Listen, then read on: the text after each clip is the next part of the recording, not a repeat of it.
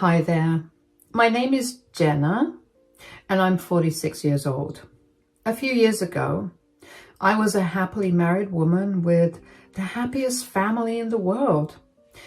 And the 1 year, everything went downhill, and as the years passed, it only got worse.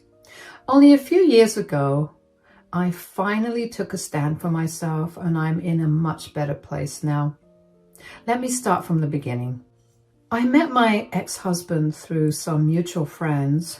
I was still in college, but my friends had a lot of connections with different people around the city. And my ex, Jeff, happened to be one of them. Jeff was the son of one of the most affluent businessmen in our city.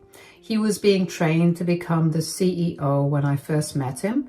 So he had this very domineering yet somehow meek demeanor to him that instantly drew me to him. He seemed like he was trying his best to be someone with authority, and there was just something so endearing about it that I couldn't help but want to be around him a lot more. Anyway, we ended up going out on a few dates before we made our relationship official. We dated for around a year and a half before I fell pregnant. We were deeply in love with each other, and neither of us wanted to let go of the product of our love, so we decided to keep the child. I gave birth to my beautiful daughter, Annabella, 9 months later, and about 3 months after Annabella's birth, Jeff proposed to me, and we had a beautiful wedding surrounded by our family and friends. After we got married, Jeff's father made Jeff the CEO of the family business, and that only happened on the condition that I signed a prenup. I didn't mind that because I genuinely loved Jeff and I couldn't give a hoot about his wealth. I wanted him to succeed, so I was ready to do anything. So when Jeff asked me to start working right after Annabella's 5th birthday, I agreed to it immediately. The issue was that I had skipped out on a fair amount of time in the job market, and with my ever-evolving industry, I struggled to find another job. But Jeff was adamant that I did not need to earn a lot of money or contribute to the household finances. He just wanted me to earn my own fun money. Again, I had no issue with that. In fact, I was happy to be able to go back to a job. So that's what ended up happening for the next few years until Annabella turned 10. Jeff and I continued to work. Because we were both pretty busy, we barely had much time to spend with each other, but I never thought that was an issue. I mean, I made it a point to arrange some downtime for the both of us every weekend, but most of the time, Jeff was off at work or he was out with his friends. I didn't like it, but I figured that as long as Jeff was happy, I didn't mind him not spending as much time with me. Unfortunately, I should have taken that a little more seriously because just a month after Annabella's 10th birthday, I caught Jeff in bed with another woman. Needless to say, I lost my mind. Jeff was the first man I had ever loved, and to see him break it so easily made me go crazy. All my years of frustration and anger towards Jeff came spilling out. It was ugly and very messy, but in the end, Jeff and I decided to end the relationship. I truly was a broken woman. I continued to live in the house with Annabella, but Jeff went to stay with his parents until the divorce was finalized. Every time Annabella asked me why her father was not home, I would break apart. I tried my best to be strong for her, but I could not even bring myself to process what had happened with Jeff. But things only got worse when I got a call from my attorney that Jeff was asking for full custody of Annabella, or he would fight me for it. That got me right out of my depressive funk. I felt anger like I'd never felt before. The day that my attorney called me was the day that Jeff was supposed to come over to spend time with Annabella. So when he got home, I rushed over to him to confront him about the custody of Annabella. "What are you doing with this divorce?" "What do you mean?" "Why are you trying to get full custody of Annabella? Are you seriously trying to take her away from me? Don't be silly, Jenna. I just think that Annabella will grow up much happier with me. And what makes you think that? Well, I have a lot more income than you do. She's going to struggle to have her basic needs met if she stays with you full time. Child support will only cover so much. She's my daughter too, Jeff. You can't separate us. Stop being so dramatic, Jenna. I'm not taking her away from you entirely. You'll get to see her every weekend. Do you think that's enough? I gave birth to her. I can't live apart from her. You'll learn to live with it. I can't believe you want full custody when you were the one that cheated on me. I told you I was sorry. I just fell out of love with you. I'm sorry that you found out the way you did, but I still want what's best for our daughter. So do I. I want what's best for her too, but I don't think seeing her once a week is what's best for her. Stop being so selfish. You and I both know that Annabella should have better financial stability, and staying with me is the way to make sure that she has that. I know I'm not being selfish. I know you well enough by now to know that you will plant seeds of hate in Annabella's heart. You make her hate me, and then I'll have no contact with her at all. You sound insane. I have better things to do other than ruining my daughter's relationship with her mother. If I promise you that I won't do something as silly and stupid as that, will you not fight this custody battle? I don't care about what you plan on doing, but I want to spend equal amounts of time with my daughter. You can't take that away from me. God, just think about what's best for Annabella for once. Why do you always have to get your way? Get my way? What are you talking about? You ripped this family apart because you couldn't contain your urges. This is the least I'm asking for. You're only doing more damage by trying to take Annabella away from me. You know what? I'm tired of you. If you want this to be amicable, let me know within the next 3 days, or I will make sure I win full custody of Annabella. You're a ruthless monster. Yeah, you can call me whatever you want, but that isn't going to change reality. I'm the better parent, and there's nothing you can do about it. I could not believe the sheer audacity that Jeff had to try to take my daughter from me when he was the one who broke the family apart. Jeff refused to talk to me without our lawyers present after that, so there was no way for me to try to talk to him privately. At every turn, it felt like Jeff was taking pride in being able to beat me at everything, and that only made me spiral further. I ended up losing my job, and I couldn't keep up with the lawyer fees. All of that only led to me losing custody of Annabella, but I was granted custody every weekend.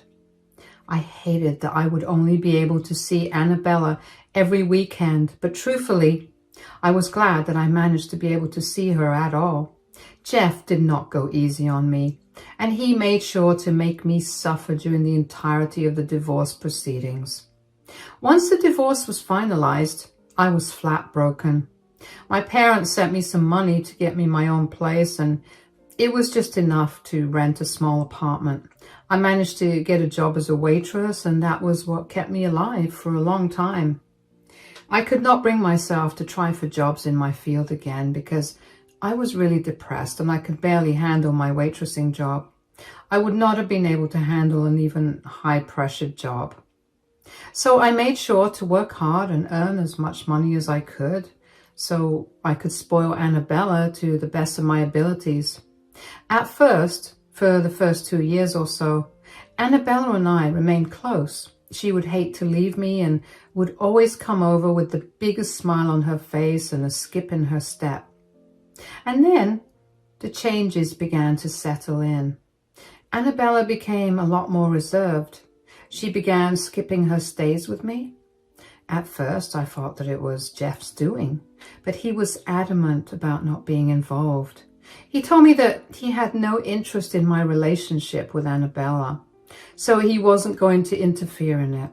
He told me that Annabella was free to do whatever she wanted, and if she wasn't coming over, it was because she didn't want to come over. I spoke to Annabella about this, but she told me that she was too busy with schoolwork and wanted the weekends for herself.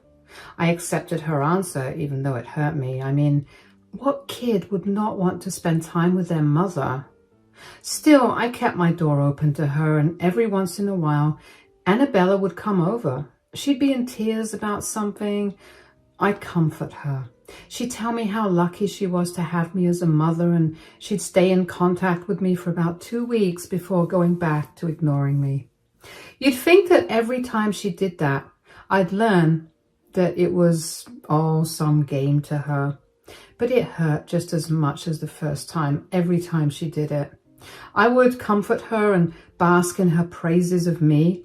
I would work harder to make sure that she was happy and doing better than she was at her dad's place. Don't get me wrong. I didn't do any of that because I wanted her to choose me over her father. I only did that because I wanted to see her happy. And if I had the faculties to make that happen, you best bet that I did that. Eventually, it got to a point where I hadn't seen Annabella in over 8 months.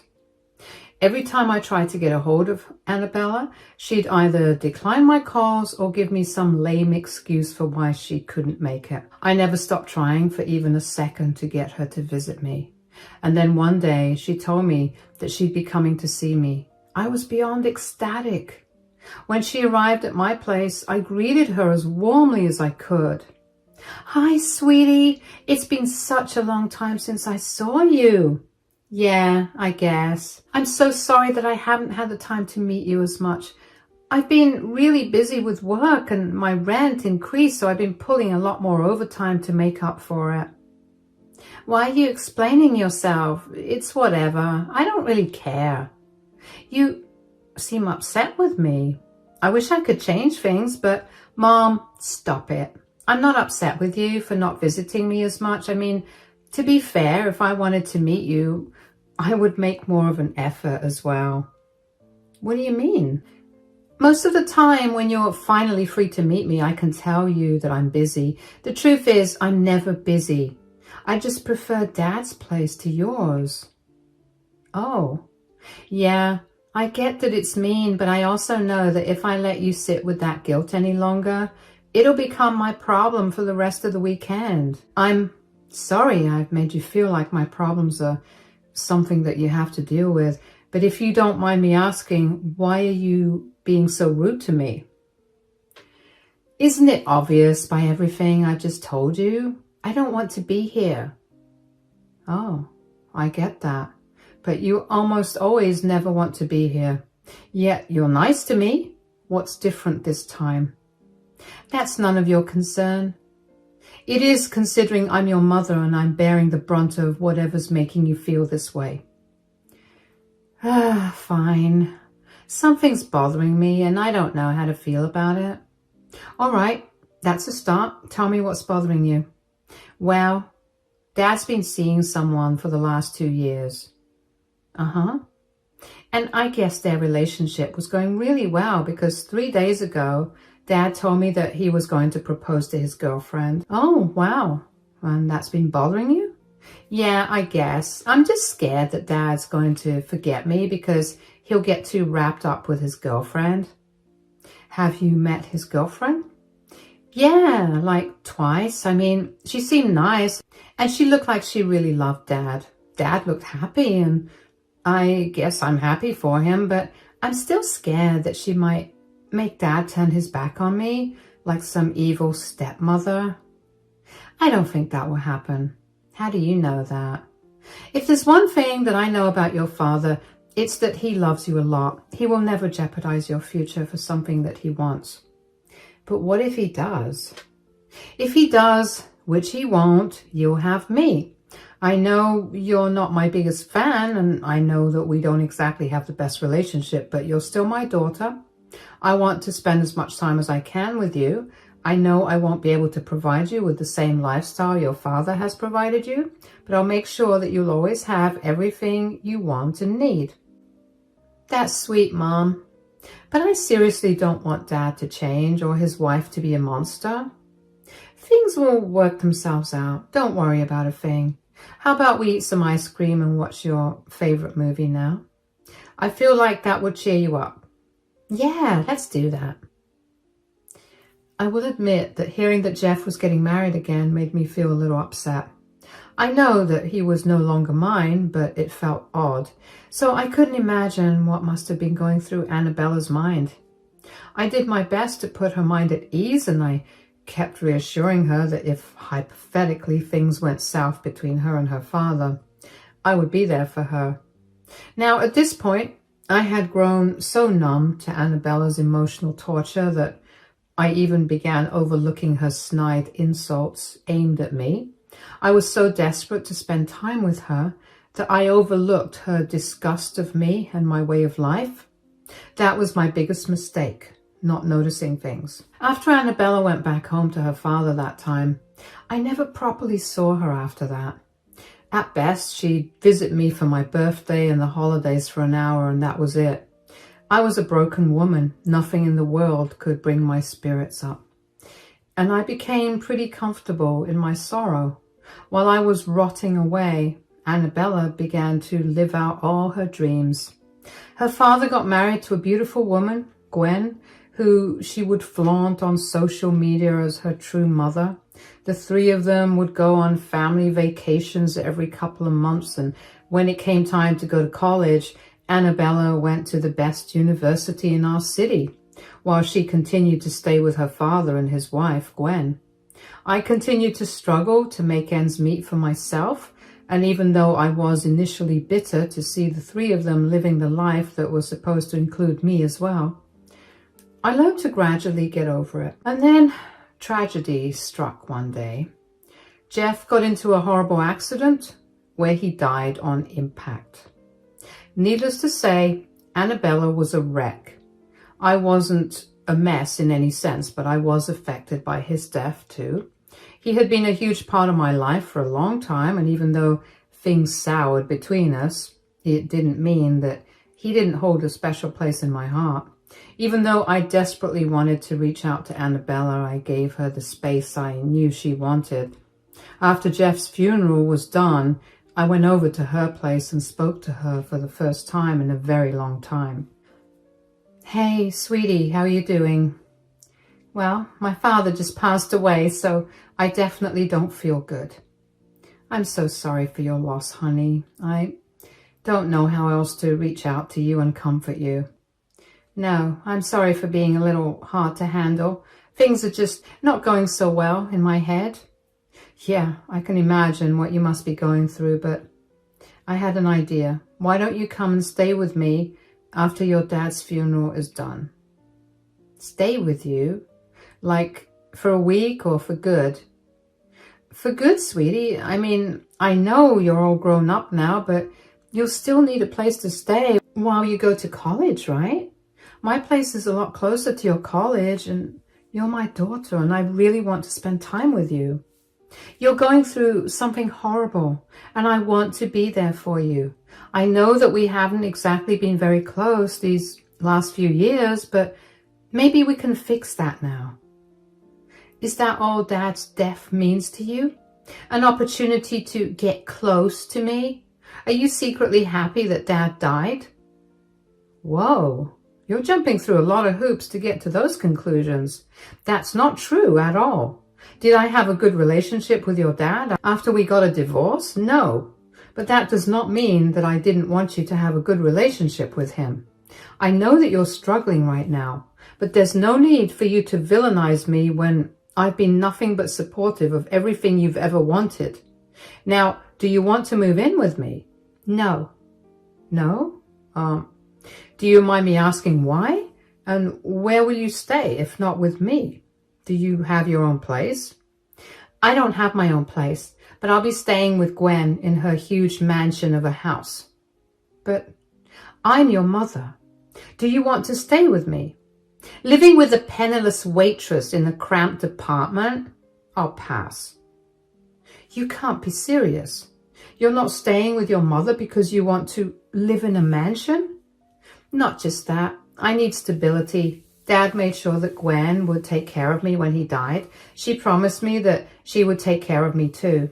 Living in her mansion is only a bonus.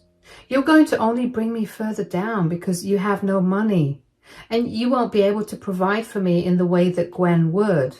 That's really upsetting to hear. I did not raise you to be so selfish and opportunistic. Are you even close to Gwen? Last I heard, you two barely know each other. Who cares if I know Gwen or not? She promised to take care of me, so that's all that matters. I don't want anything more to do with you. I only kept my relationship with you because Dad forced me to.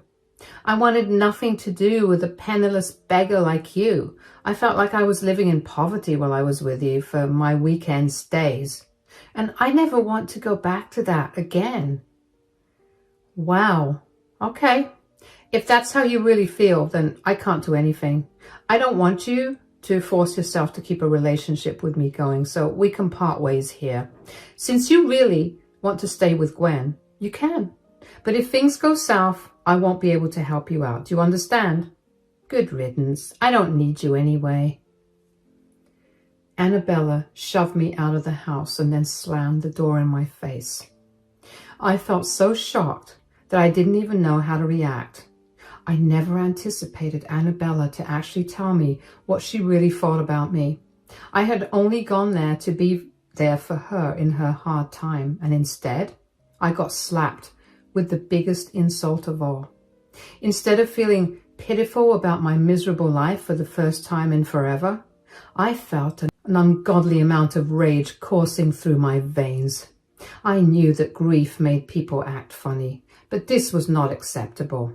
I would not sit silently as Annabella insulted me.